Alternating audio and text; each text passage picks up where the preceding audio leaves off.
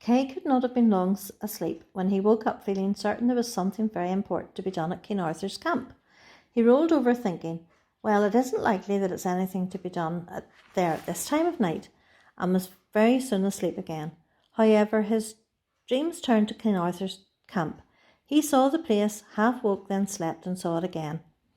At this he woke up wide awake, convinced he must go there at once. He sat up in bed, struck a light, and lit a candle. Peter woke up very grumpily. What on earth are you lighting a candle for? He said. I'm going out to Arthur's camp, Kay said. Will you come along? Arthur's camp? Peter said. It's miles away. Whatever are you going there for? I don't know, Kay said, but I feel that I'm wanted there. Wanted? Peter said. You're talking in your sleep. What time is it? Nearly midnight, Kay said. Well, who on earth would want you there at midnight? Peter growled. Do be sensible. You'll catch your death of cold. It's probably pouring snow still. It isn't, Kay said. Look. He pulled back the curtains from the window so that Peter could see the bright moon shining on a world of deep snow. You see, it stopped snowing. It's a lovely night. I know your lovely nights, Peter said, freezing like Billy-O, and about a foot of snow to slodge through. It's jolly fine being out in the snow at night, Kay said. You see foxes, white owls and tawny owls. I've never heard such rot, Peter said. Do blow the light out and let a chap get to sleep. Kay said, I'll go alone. He had wrapped himself up in thick things. Now he took the candle and slipped downstairs. It was certainly icy cold in the hall. Some frosty snow had driven up underneath the doors and lay gleaming on the mats.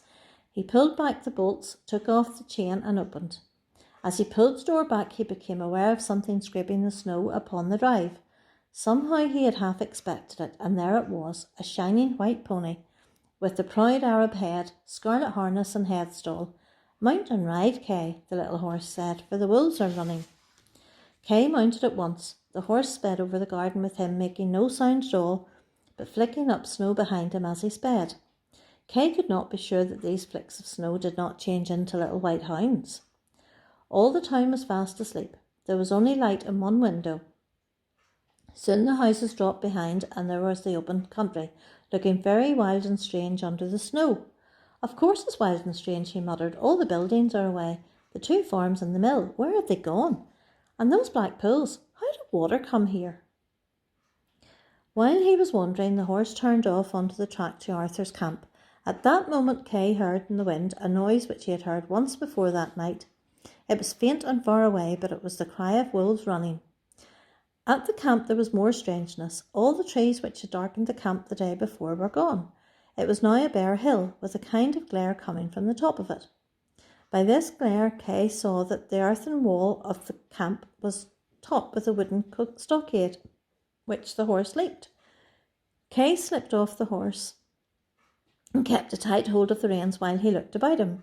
Within the stockade, a big fire was burning. It hissed and smoked as men put snowy branches onto it. By the light of the fire, Kay saw that the camp was busy with many short, broad, squat, shag-haired men and women, among whom some wizened savage children darted or cowered. Penned in one place were some half-starved cows, in another place some long-legged sheep. A dog or two skulked and yapped. There were some huts and ricks, and great piles of wood for firing. Whoever these people were, they had certainly been roused in the midnight by an attack of some sort. In a moment Kay understood what the attack was. Somewhere down in the hill slopes coming towards them, that faint cry which had so scared him now burst with a frenzy and nearness which made his blood run cold. The wolves are running, he muttered, and now here they are. At this instant the little white horse shied violently, plucked the reins from Kay and bolted. Kay saw the people running towards the stockade. The moon had come from her cloud and was shining brightly. Of course, Kay said, this is only a dream. I shall wake up presently. But no, he added, no, it isn't a dream. They are wolves, and here they are at the pale. Just 3 feet from him a big wolf leapt to the stockade and almost scrambled to the top. A man struck at it with a kind of axe and missed it, Kay thought, but the fierce head fell back. As he fell back there was a worrying, yapping snarl as the rest of the pack came over the palisade in a body behind Kay.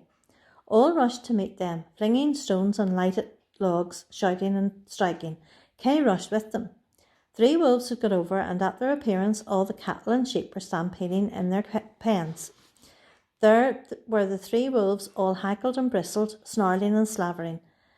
Stones and burning embers fell all about them and hit them. They flinched and dripped and snarled, but did not give way.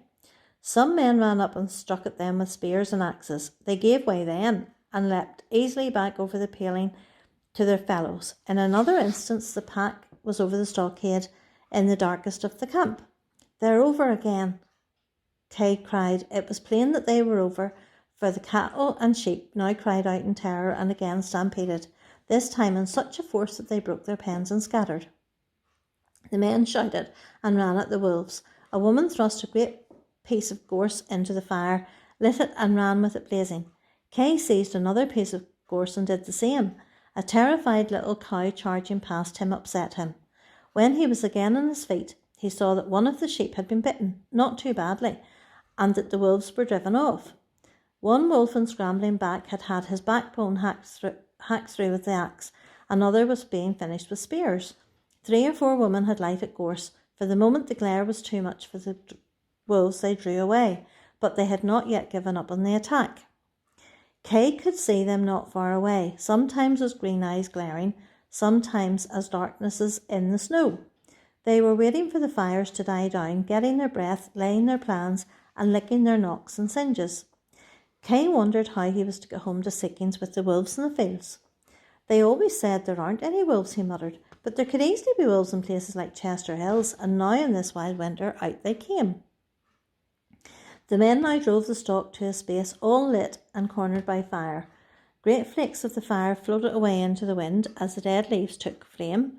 Blots of snow fell hissing among the embers. The cattle flinched at both. Kay had been reading a few days before that wolves are creatures of extraordinary cunning. Presently he noticed that all the pack had shifted away from the palisade. The cattle inside the enclosure became quieter. The men and women put out the flares which they were burning.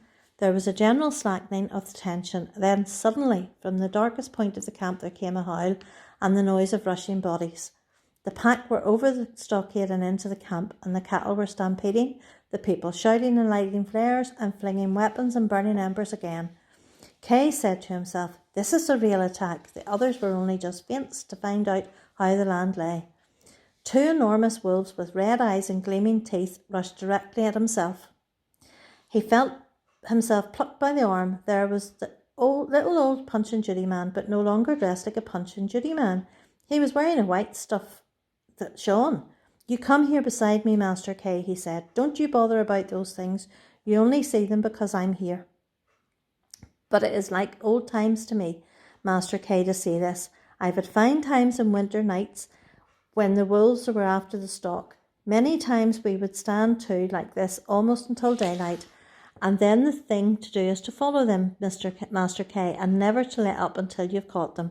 For the wolves lose heart, and they're not half what you'd think they'd be when you see them like this. But I hoped that you would come, Master Kay, because other wolves are running. They're running after me, and they're running very close. It's not me they want, it's my box of delights that you caught sight of at the inn. If I hand that to you, Master Kay, will you keep it for me so that they don't get it?"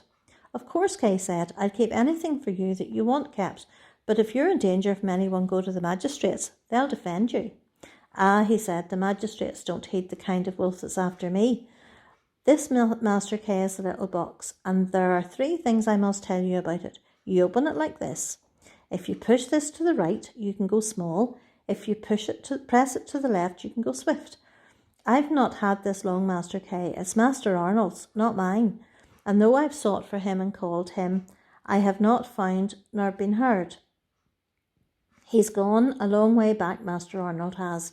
If I had time, Master Kay, I might best the wolves, but they run me close with this new magic, which I can't guard myself against. Going swift and going small will save you, you'll find. You're young, but they won't save me, Master Kay, not any more, for I'm old now, and only know the old magic. Now, will you keep this for me until I'm able to claim it, if I am ever able, or till old Master Arnold can come back for it?" "I will indeed," Kay said. "And if they put me to an end, Master Kay, as perhaps they will, then you're to keep it till old Master Arnold comes, but above all things, keep it from coming to them. Will you do that?" "If I possibly can, I will, of course. But who is this Master Arnold, and how shall I know him?" Kay said. "You'll know him if he comes," the old man answered. for he'll come right out of the old time. Now, one other thing, if you and your friend Master Peter would come out this way towards dawn, you may see what comes to me. And now, good fortune, Master Kay, and I hope that I'll come back for this box of delights before so very long and give it to Master Arnold in person." He handed Kay the little black shiny box. Kay had seen one or two of the old men with tobacco boxes that looked just like it. "Put it in your inner pocket," the old man said. He was about to put it into his pocket when somebody thrust a big gorse bush into the fire. It flared up with a blaze and a cackle. Instantly the cattle and the tribesmen had disappeared. Kay seemed to be alone in the glare of the light, surrounded by a ring of wolves all snarling at him and glaring with red eyes. "Never heed them," the little old man's voice said from far away. "Press it to the left and go swift." He had the box in his breast pocket with his hand still upon it. He pressed the catch to the left, and in a flash he was plucked up into the air away from the wolves on the hillside. And there he was, rather out of breath in his bed at Seekings, with Peter sitting up in the bed opposite, saying, "I say, Kay, what are you doing? Haven't you gone yet? What's the time?" "1:15, Kay said." "Oh," said Peter with a growl, rolling over.